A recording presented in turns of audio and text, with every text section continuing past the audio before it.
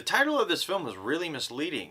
I thought there was just going to be a baby driving a car the entire time, and instead what I got was a terribly entertaining film.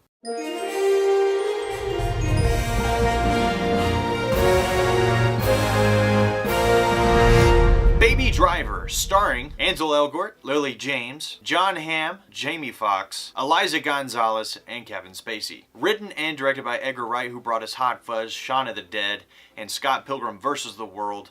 This story is about a guy named Baby who is the best driver ever, and he owes Kevin Spacey's character Doc a debt. And he's paying off that debt by being the getaway driver for all these teams he's assembling to pretty much just rob wherever there might be money. I don't know, they don't really dive into that. It's not about that. It's about the awesome action bits. There's a lot that happens in this film, and there's so much of it that I love.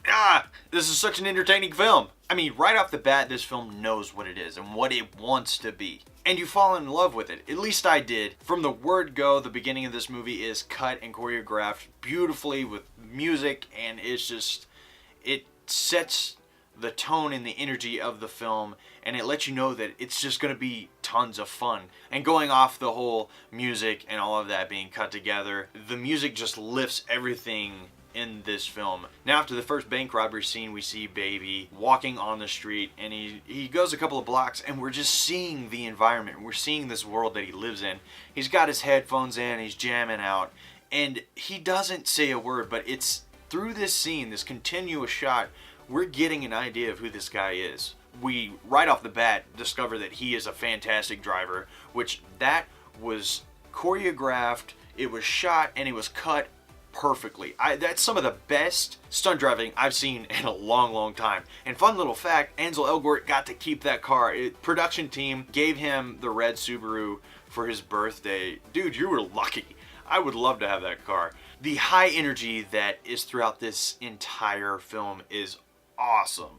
Now, as much as this film is an action film, it has a lot of depth to it. We get to know why Baby is the way he is, why he's constantly listening to the tunes, and he runs into Lily James' character, and their chemistry is on point. It's a lot of fun. You buy into it, and the romance that's built between the two of them, and they both have nothing to lose. They just want to get away, and they see that escapism, and because of things that happen, as you would suspect, Baby gets stuck, and things don't turn out exactly how they would want. But because of how it's written and these two characters falling in love, you invest in these characters and you care about what's happening. And there's some points in it later in the third act you're kind of like, don't do that, and it happens, and you're like, but why? And you're like, whatever.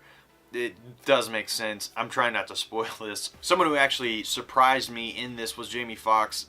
Not that he's a terrible actor. I don't think he's a terrible actor. I think he's a really good actor, in fact. But what surprised me is that I thought he was going to end up being a good guy, kind of like undercover cop, but it turns out he is just a bad guy. He brings an awesome comedic timing to his character, even with being a bad guy. And I would say that goes across the board just with all of them. They have a reason for making the decisions that they are making, and that just comes down to good writing.